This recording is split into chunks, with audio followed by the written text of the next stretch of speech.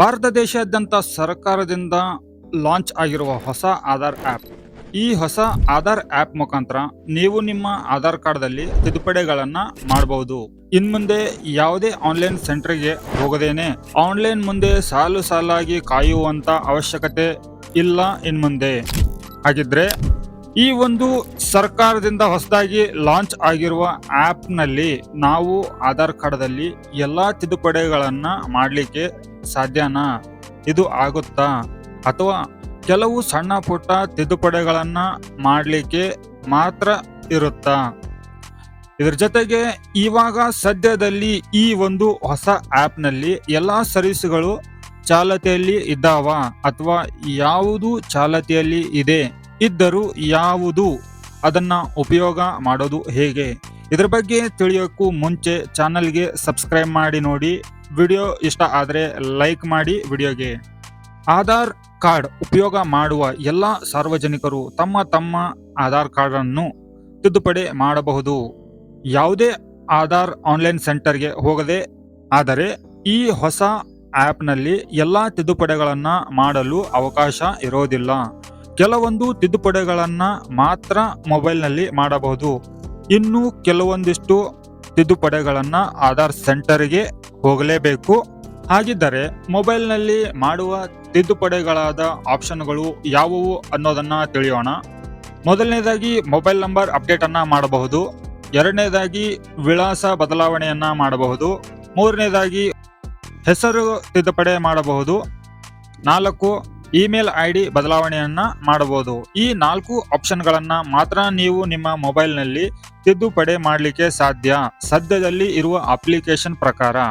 ಇನ್ನು ನೀವು ಕಡ್ಡಾಯವಾಗಿ ಆಧಾರ್ ಸೆಂಟರ್ಗೇನೆ ಹೋಗಿ ಬದಲಾವಣೆ ಮಾಡುವಂತ ಆಪ್ಷನ್ಗಳಾದ ಮೊದಲನೇದಾಗಿ ಆಧಾರ್ ಕಾರ್ಡ್ದಲ್ಲಿ ಫೋಟೋ ಬದಲಾವಣೆ ಮಾಡಲಿಕ್ಕೆ ಆಧಾರ್ ಸೆಂಟರ್ಗೆ ಹೋಗಲೇಬೇಕು.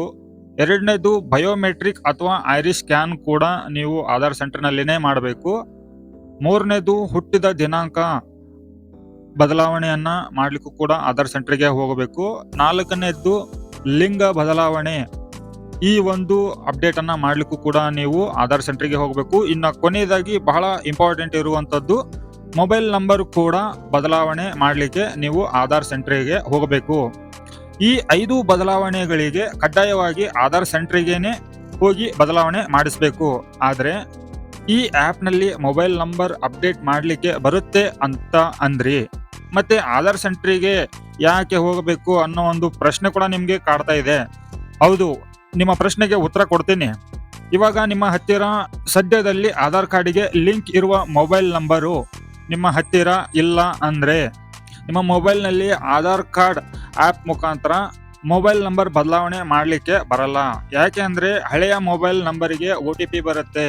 ಆ OTP ಹಾಕಿದ ನಂತರ ನೀವು ನಿಮ್ಮ ಹೊಸ ಮೊಬೈಲ್ ನಂಬರ್ ಅನ್ನ ಬದಲಾವಣೆ ಮಾಡಬಹುದು. ಕಡ್ಡಾಯವಾಗಿ ನೀವು ಯಾರ ಆಧಾರ್ ಕಾರ್ಡ್ ತಿದ್ದುಪಡಿ ಮಾಡ್ತಾ ಇರ್ತೀರೋ ಆ ವ್ಯಕ್ತಿಯು ಸಹ ಇರಲೇಬೇಕು. ಯಾಕೆಂದ್ರೆ ಮುಖ ದೃಢೀಕರಣದೊಂದಿಗೆ ಮೊಬೈಲ್ ನಂಬರ್ ಅಪ್ಡೇಟ್ ಮಾಡಲಾಗುವುದು. ಹಾಗಿದ್ರೆ ನೀವು ಇವಾಗ ಸದ್ಯದಲ್ಲಿ ಆಧಾರ್ ಆ್ಯಪ್ನಲ್ಲಿ ಯಾವ ಒಂದು ಆಪ್ಷನ್ ನಾವು ಈಗ ತಿದ್ದುಪಡಿ ಮಾಡಲಿಕ್ಕೆ ಚಾಲತಿಯಲ್ಲಿ ಇದೆ ಅನ್ನೋದನ್ನ ತಿಳ್ಕೊಳ್ಳೋಣ. ಅದು ಯಾವುದು ಅಂದ್ರೆ ಮೊಬೈಲ್ ನಂಬರ್ ಅಪ್ಡೇಟ್ ಮಾಡುವುದು ಮಾತ್ರ ಈ ಒಂದು ಆಪ್ಷನ್ ಚಾಲ್ತಿಯಲ್ಲಿ ಇದೆ. ಹಾಗಿದ್ರೆ ಈ ಮೊಬೈಲ್ ನಂಬರ್ ಅಪ್ಡೇಟ್ ಮಾಡುವ ಒಂದು ಪ್ರಕ್ರಿಯೆ ಏನೆಲ್ಲ ಕಂಡೀಷನ್ ಇರುತ್ತೆ ಅನ್ನೋದನ್ನ ನೋಡೋಣ. ನಿಮ್ಮ ಮೊಬೈಲ್ ನಂಬರ್ ಸಂಖ್ಯೆಯನ್ನ ಬದಲಾವಣೆ ಮಾಡೋದು ಕೇವಲ 5 ನಿಮಿಷದಲ್ಲಿ ಬದಲಾವಣೆ ಆಗುತ್ತೆ. ಮೊಬೈಲ್ ನಂಬರು ಬದಲಾವಣೆ ಆಗಲಿಕ್ಕೆ ಇಲ್ಲಿ 30 ದಿನಗಳ ಕಾಲಾವಕಾಶ ಬೇಕಾಗತ್ತೆ. ಈ ಒಂದು ಪ್ರೊಸೆಸ್ಗೆ ಮೊಬೈಲ್ ನಂಬರ್ ಅಪ್ಡೇಟ್ ಮಾಡಲಿಕ್ಕೆ ಶುಲ್ಕ ಬಂದ್ಬಿಟ್ಟು 75 ರೂಪಾಯಿಯನ್ನ ನೀವು ಇಲ್ಲಿ ಕೊಡಬೇಕಾಗತ್ತೆ. ಮೊಬೈಲ್ ನಂಬರ್ ಬದಲಾವಣೆ ಮಾಡಲಿಕ್ಕೆ ಸದ್ಯದಲ್ಲಿ ಆಧಾರ್ ಕಾರ್ಡಿಗೆ ಲಿಂಕ್ ಇರುವ ಚಾಲತಿ ಮೊಬೈಲ್ ನಂಬರು ಮತ್ತು ಹೊಸ ಮೊಬೈಲ್ ನಂಬರ್ 2 ಇರಲೇಬೇಕು. ಇಲ್ಲಿ ಕೆಲವೊಂದಿಷ್ಟು ಕಡ್ಡಾಯವಾಗಿ ಆಧಾರ್ ಆ್ಯಪ್ನಲ್ಲಿ ತಿದ್ದುಪಡಿ ಮಾಡಲಿಕ್ಕೆ ನೀವು ಫಾಲೋ ಮಾಡುವ ಕೆಲವೊಂದಿಷ್ಟು ಸ್ಟೆಪ್ಗಳು ಇದಾವೆ. ಅವೇನಂತ ಹೇಳಿ ತಿಳಿಯೋಣ. ಸದ್ಯದಲ್ಲಿ ನಿಮ್ಮ ಹತ್ರ ಇರುವಂತ ಮೊಬೈಲ್ ನಂಬರು ಆಧಾರ್ ಕಾರ್ಡ್ಗೆ ಲಿಂಕ್ ಇರುವಂಥದ್ದು ಅದು ಕಡ್ಡಾಯವಾಗಿ ವೆರಿಫಿಕೇಶನ್ ಆಗಬೇಕು. ನಂತರ ನೀವು ಯಾವ ಹೊಸ ಮೊಬೈಲ್ ನಂಬರ್ ಲಿಂಕ್ ಮಾಡ್ತಾ ಇದ್ರೋ ಆ ನಂಬರ್ ಕೂಡ ವೆರಿಫಿಕೇಶನ್ ಆಗಬೇಕು. ನಂತರ ಯಾರ ಒಂದು ಆಧಾರ್ ಕಾರ್ಡ್ ಅನ್ನ ನೀವು ವೆರಿಫಿಕೇಶನ್ ಮಾಡ್ತಾ ಇದ್ದೀರೋ ಅವರ ಒಂದು ಮುಖ ದೃಢೀಕರಣ ಆಗಬೇಕು. ಆದ ನಂತರ ನೀವು ಆನ್ಲೈನ್ ಮುಖಾಂತರ 75 ರೂಪಾಯಿಯನ್ನ ಪೇಮೆಂಟ್ ಅನ್ನ ಮಾಡಬೇಕು. ಇದರ ನಂತರ ನಿಮ್ಮ ಒಂದು ರಿಕ್ವೆಸ್ಟ್ ಪೂರ್ಣಗೊಳ್ಳುತ್ತೆ. ಪೂರ್ಣಗೊಂಡ ನಂತರ 30 ದಿನಗಳಲ್ಲಿ ನಿಮ್ಮ ಆಧಾರ್ ಕಾರ್ಡಿಗೆ ನಿಮಗೆ ಬೇಕಾಗಿರುವ ನಂಬರ್ ಅನ್ನ ನೀವು ರಿಕ್ವೆಸ್ಟ್ ಮಾಡಿರ್ತೀರಲ್ವೋ ಲಿಂಕ್ ಆಗಲಿಕ್ಕೆ, ಆ ನಂಬರು ಲಿಂಕ್ ಆಗುತ್ತೆ. ಇಲ್ಲಿ ಸರ್ಕಾರದಿಂದ ಕೊಟ್ಟಿರುವಂತಹ ಒಂದು ಕಾಲಾವಕಾಶ 30